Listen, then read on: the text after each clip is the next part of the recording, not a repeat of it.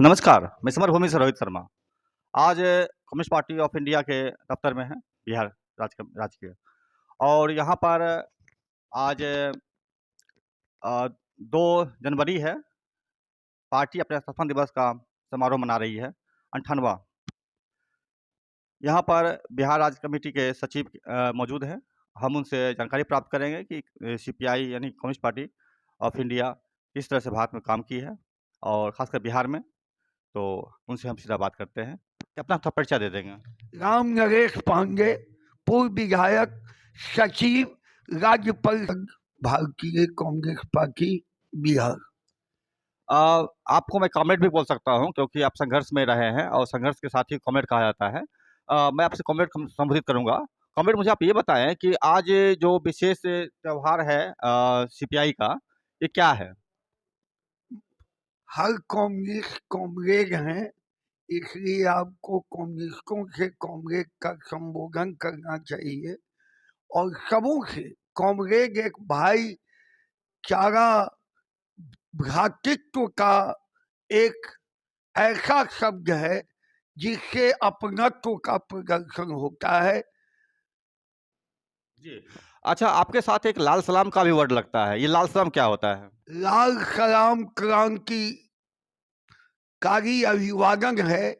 लाल सलाम के द्वारा व्यवस्था परिवर्तन कर समाज के अंदर समाजवादी विचारधारा की स्थापना और लाल सलाम एक सहोदर के रिश्ते का क्रांतिकारी संबोधन है। मेरा एक सवाल होगा कि आपके झंडे का रंग लाल है, लाल का मतलब क्या होता है यहाँ? लाल हमारा, आप जानते हैं हमारी पार्टी के इतिहास को। शिकागो में जब मजदूरों पर वहाँ के मालिक के द्वारा, कारखाना के मालिक के द्वारा गोलियों से भूना गया, तो उन शहीदों को उनके परिवार के लोगों ने, आम मजदूरों ने अपने कपड़े को फाड़ के उस खून से लाल किया और लाल का वह परचम कंधे पर लेके जुर्म के खिलाफ आवाज उठाई। और दुनिया के अंदर यह लाल झंडा एक ऐसा संघर्ष का प्रतीक है कि हम समाज को बदलेंगे, व्यवस्था परिवर्तन करेंगे, अन्याय को दूर करेंगे, दुनिया के मजदूरों को एक करने के लिए संगठित करेंगे और हम आने वाले समय में, आज न कल, हम दुनिया के अंदर लाल झंडा के द्वारा लाल शहीदों की याद करते हुए हम व्यवस्था परिवर्तन की दिशा में आगे बढ़ेंगे। जी, मैं देख पा रहा हूँ आपके लाल झंडे के अंदर एक हसुआ और हथौड़ा का चिन्ह है, इसका क्या मतलब हो गया? हसुआ और हथौड़ा एक प्रतीक है मजदूरों का, किसानों का, और यह सिंबल हमारे लिए एक परिवर्तन की चिंगारी है। और हम हसिया और हथौड़ा हमारे झंडे पर है, वह पार्टी का हमारा चिन्ह है। हम जब झंडा लेके कंधे पर चलते हैं तो भारतीय कम्युनिस्ट पार्टी का हसिया हथौड़ा के सिंबल के साथ कंधे पर झंडा रखता। कम्युनिस्ट पार्टी के जो महान नेता थे, शिक्षक कार्ल मार्क्स थे, उन्होंने स्लोगन दिया था कि दुनिया मजदूरों एक हो।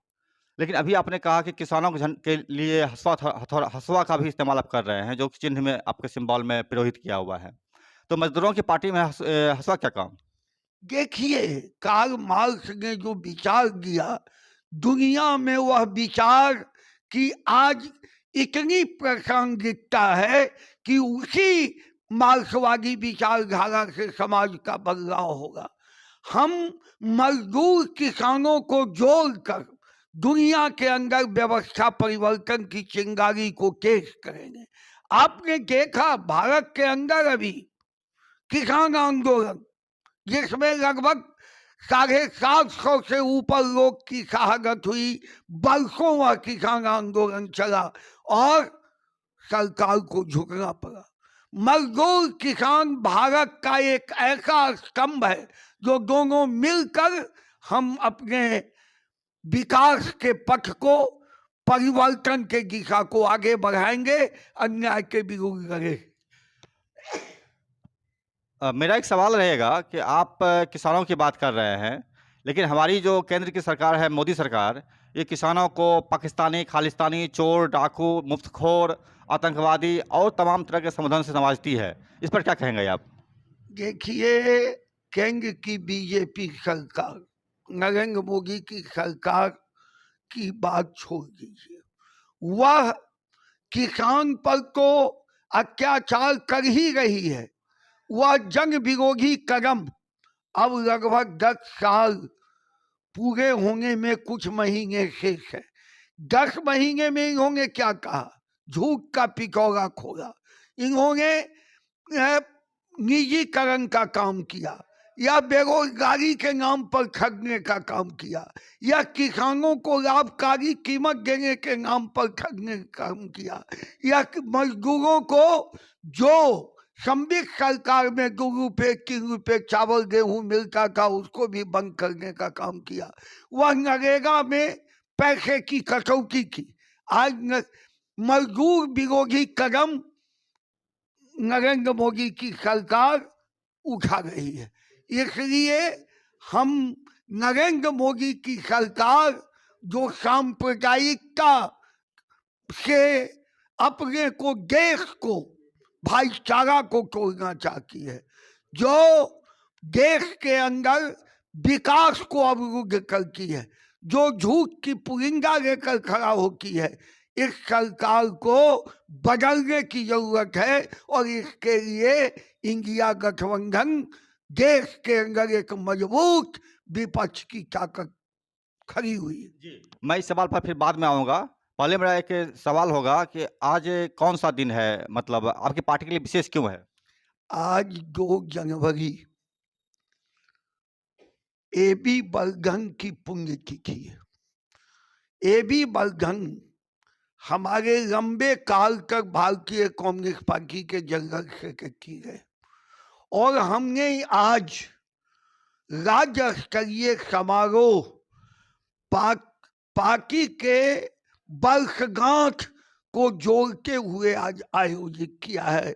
पटने के अंदर हमारी पार्टी के स्थापना के 98 साल हो गए, और हमने बहुत, जब हमारी पार्टी 26 दिसंबर 1925 को कानपुर में स्थापित हुई, उस समय से हमारी देश की आज़ादी में हमारी लड़ाई अग्रणी भूमिका में रही।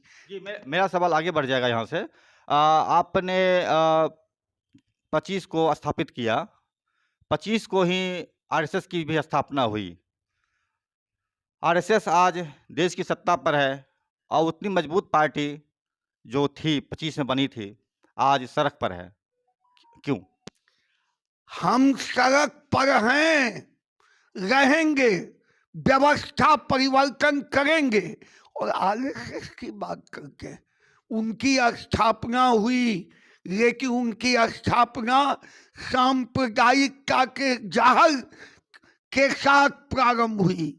उनकी स्थापना अंग्रेजों की गुलामी करते हुए अंग्रेजों की मददगार के रूप में उनकी स्थापना हुई।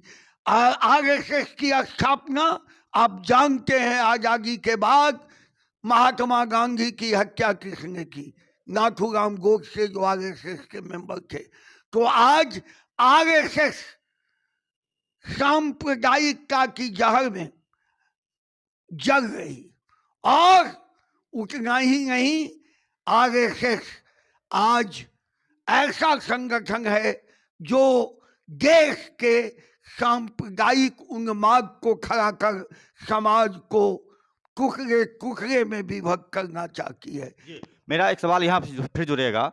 जब आपने कहा कि आरएसएस से अंग्रेज का भक्त था, यही आरोप सीपीआई पर, कम्युनिस्ट पार्टी पर आरएसएस भी लगाती है कि हमको बोलते हैं, कम्युनिस्ट पार्टी भी तो अंग्रेज का मददगार बनी थी द्वितीय वर्ल्ड वार में। कभी नहीं बनी थी। जिसकी चर्चा आप अप्रत्यक्ष रूप से किया 1942 का भाग आंदोलन आजादी की लड़ाई में बिहार में दर्जनों दर्जन लोग 1942 के लड़ाई में अंग्रेजों भारत छोड़ो शहीद हुए, गोलियां खाई। मधुबनी एक उदाहरण है। छात्र के जुलूस पर अकलू और गणेश हमारे शहीद हुए। हमारे चतुरानंद मिश्र, भोगेन झा, राजकुमार पूर्वे, के नारायण झा, कृष्णचंद चौधरी, सुनील मुखर्जी, दर्जनों दर्जन नेता, गंगाधर दास, केदार दास, राम अवतार शास्त्री, दर्जनों दर्जन लोग हम 1942 की लड़ाई में संघर्ष में अगुवाई किया और जेल गए। और यह हमारा इतिहास बताता है कि हम अंग्रेजों के साथ सब रोज देश की आजादी में लड़ने का काम किया। जी हाँ, आप शहादतों की परंपरा रही है सीपीआई के साथ और संघर्षों का इतिहास भी रहा है। मेरा सवाल यहाँ होगा कि 47 की आज़ादी जब मिली थी भारत को, तो सीपीआई ने नारा दिया था कि यह आज़ादी झूठी है, देश की जनता भूखी है। अब क्या बदलाव आया है? देखिए, वह नारा को पार्टी ने गलत कबूल किया और पार्टी ने कहा कि देश की आजादी सच्ची है, इसमें हम भारतीय लोकतंत्र और संविधान पर विश्वास करके आगे बढ़ते। और वह काल कुछ चंद महीनों के अंदर ही बदलाव लाया और आज आजादी के बाद प्रथम लोकसभा चुनाव में हम सबसे भारतीय कम्युनिस्ट पार्टी विपक्ष के रूप में पार्लियामेंट के अंदर आपको जीत निश्चित किया। जी, आपने जीत निश्चित किया। मेरा सवाल है कि आपने स्लोगन उसमें एक और दिया था सुभाष चंद्र बोस के बारे में कि सुभाष चंद्र बोस तोजो का कुत्ता है। अब क्या बदलाव आया उसमें? उसको भी हम लोगों ने कहा सुभाष चंद्र बोस क्रांतिकारी समाज के अंग्रेजी हुकूमत को बदलने के लिए आर्मी फोर्स का गठन किया और वह आजादी की लड़ाई लड़ते रहे। मैं आज भी उनके प्रति हमारी पार्टी श्रद्धांजलि अर्पित करते हुए भगत सुभाष चंद्र बोस के आजादी की गाथा का गुणगान करती है। एक और सवाल रहेगा, ऐतिहासिक तौर पर ही भारत के युवाओं का सबसे चहेता चेहरा अमर शहीद भगत सिंह 25 में पार्टी स्थापना होने के बाद भी वह कभी कम्युनिस्ट पार्टी में शामिल नहीं हुए। क्या रीजन था? देखिए, भगत सिंह को कम्युनिस्ट हो के फांसी के कक्खे पर झूमे। जिस समय उनके फांसी के कक्खे पर चिन्हित हुआ कि फांसी के कक्खे को चूमना है, तो वह उस समय में लेनिन की लिखी राज सत्ता और क्रांति पढ़ रहे थे और वह पढ़ते हुए एक संकल्प लिया, दुनिया को भारत कम्युनिस्ट मार्क्सवादी दर्शन ही समाज को बदलेगा, यही दर्शन है। और वह मरने से पहले कम्युनिस्ट हो के इस दुनिया अपनी शहादत को देखी। शहादत दिया। एक और सवाल रहेगा ऐतिहासिक तौर पर ही मेरा, राहुल सांस्कृत्यायन जो एक बहुत बड़े साहित्यकार रहे हैं और सोवियत संघ भारत में बहुत कुछ लिखे हैं, दिए हैं समाज को, उनको बार बार सीपीआई ने अपनी पार्टी से निकाला, शामिल नहीं किया, फिर शामिल किया, फिर निकाला। ये क्या माजरा था? देखिए, सांगठनिक बातों पर आप मत जाइए। राहुल सांस्कृतिक कम्युनिस्ट विचारधारा के थे, मार्क्सवादी विचारधारा के थे और मरने के दिन तक रहे। आज भी राहुल सांस्कृतिक का लिखा हुआ भागो और दुनिया को बदलो पढ़कर लोग कम्युनिस्ट बनते हैं। उन्होंने जितनी पुस्तकें लिखी उसमें समाज के पूंजीवादी विचारधारा के परिवर्तन का, अन्याय और जुर्म के खिलाफ लड़ने का, मार्क्सवादी विचारधारा में आस्था का उन्होंने अपनी पुस्तकों में उसको लिपिबद्ध किया।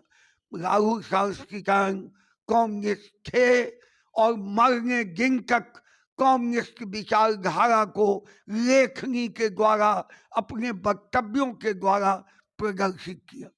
जी, आपने अच्छा बयान दिया है राहुल संकीर्तन के बारे में भी, जिस पर बहुत सारा लोगों में भ्रम के जाल फैला हुआ था। मुझे अब मैं वर्तमान में आता हूँ।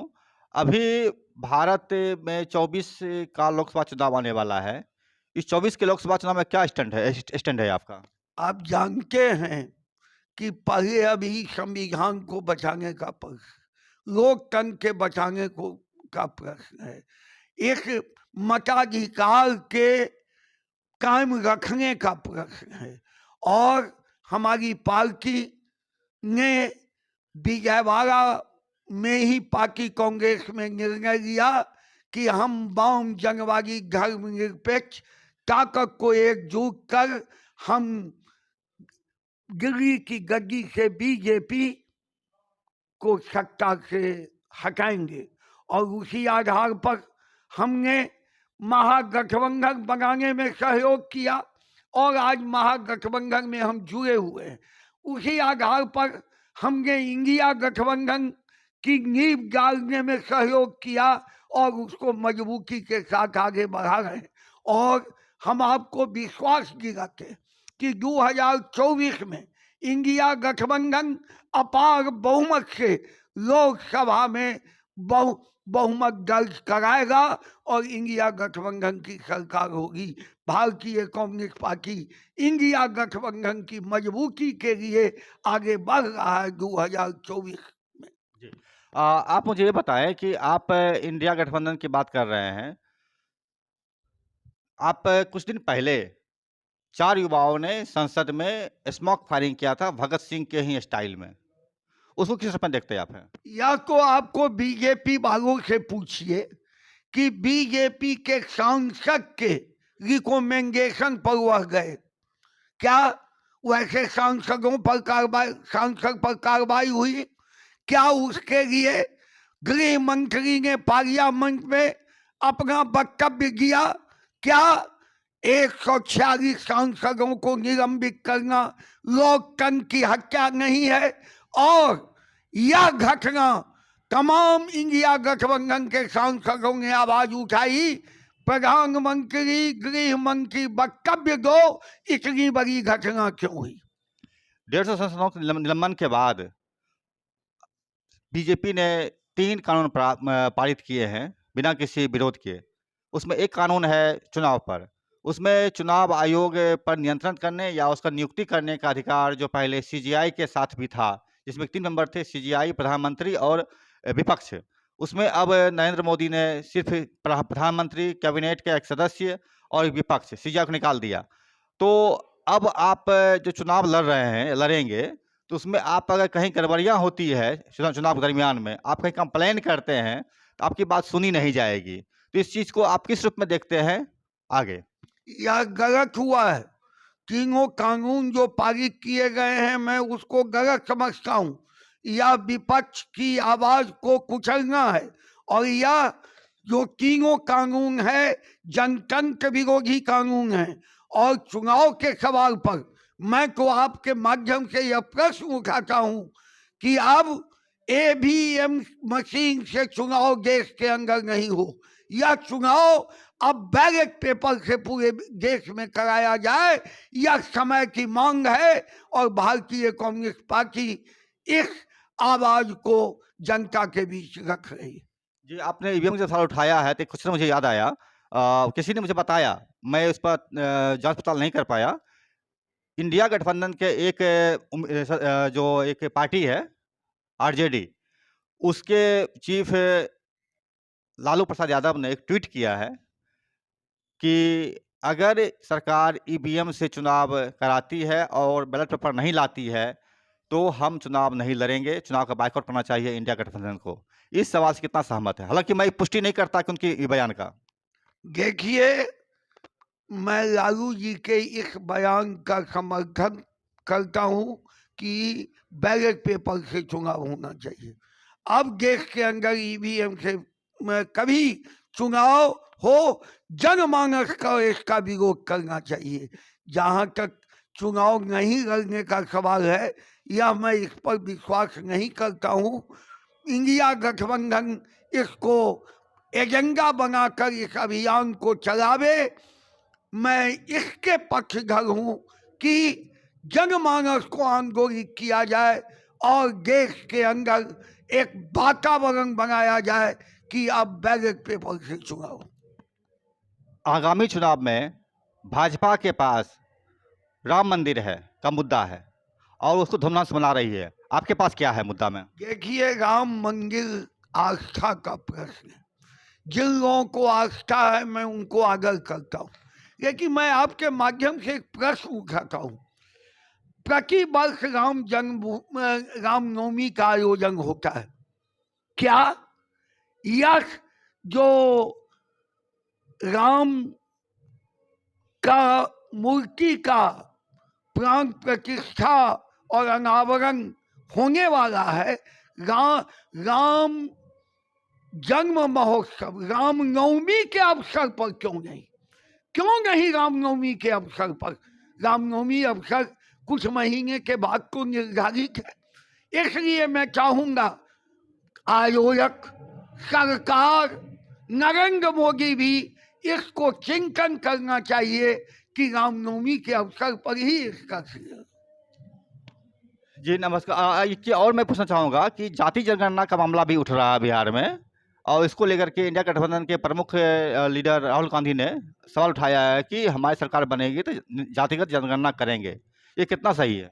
सही है। आप जानते हैं, हमारी पार्टी पहली पहल बिहार में देश के अंदर जातीय जनगणना करने का सुझाव दिया, और बिहार के अंदर यह खुशी की बात है कि महागठबंधन और पूरा विधानसभा सर्वसम्मत लोग पारित करके जातीय जनगणना कराने का निर्णय किया, और बिहार की सरकार ने जातीय जनगणना कराई।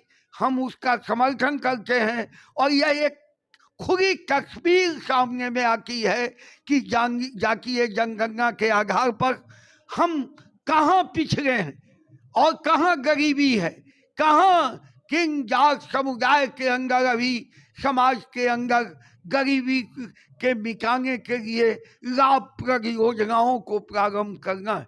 और इसलिए आप जानते हैं, मेरा मांग है और यह सही मांग है इंडिया गठबंधन के अंदर भी, और बिहार के तमाम महागठबंधन के लोग इस आवाज़ को उठाते हैं कि देश के अंदर जातीय जनगणना हो, और हमारा इंडिया गठबंधन का यह एक संकल्प है जातीय जनगणना। हमारी सरकार राष्ट्रीय स्तर पर इंडिया गठबंधन के सत्ता में आने बाद हम जातीय जनगणना करेंगे। आपने मेरे एक सवाल का आधा जवाब दिया था, मैं सवाल को फिर पूछ लेता हूँ। मैंने सवाल पूछा था कि भाजपा के पास राम मंदिर है मुद्दा, आपके पास कौन सा मुद्दा रहेगा चुनाव में?